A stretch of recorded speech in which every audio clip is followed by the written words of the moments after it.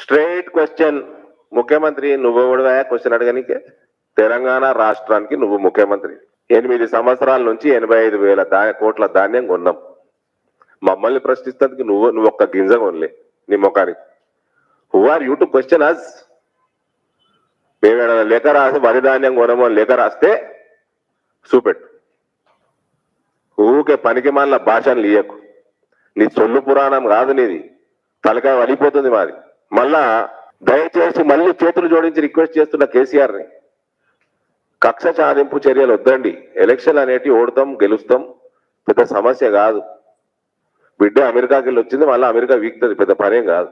నిజామాబాద్ ప్రాంతం, ఇందూర్ ప్రాంతం ప్రజలు జర వరీడ్గా ఉన్నారు. మొన్న హుజూరాబాద్ ఎన్నిక తర్వాత కల్వకుంట్ల చంద్రశేఖరరావుకి మతి స్థిమితం పోయింది.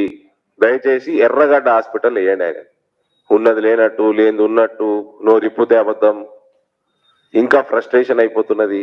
నువ్వు ఇప్పటి వరకు చెప్పిన ఏది ఇంప్లిమెంట్ కాకపోయే, మళ్ళీ దళిత బంధుకి దొంగ స్కీమ్ కి మన దొంగ ప్రణాళిక వేస్తున్నావు. ఈ మార్చి వరకు ఇంతిస్తాం, అప్పుడు దాని తర్వాత అంతిస్తాం, నెక్స్ట్ ఇయర్ 20,000 కోట్లు ఇస్తాం. మరి ఇప్పటి వరకు నువ్వు పోయినసారి ఎలక్షన్లు టైంలో ఇల్లు అనేది, డబుల్ బెడ్రూమ్ ఇల్లు అన్నది 20 సంవత్సరాల కలండి, జీవితాశయం 20 సంవత్సరాలు పడుతుంది అన్నాడు.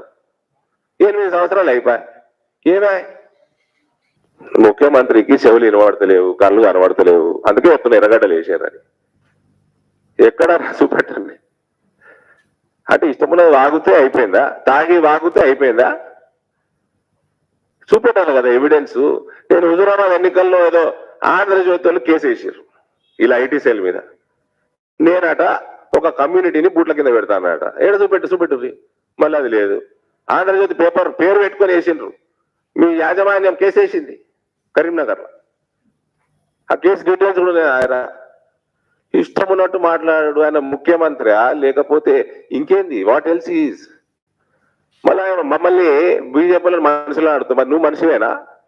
హాయ్ ఫ్రెండ్స్, మా టుడే టుమారో యూట్యూబ్ ఛానల్ చూస్తున్నందుకు చాలా థ్యాంక్స్. మరిన్ని లేటెస్ట్ వీడియోస్ కోసం వెంటనే సబ్స్క్రైబ్ చేయండి.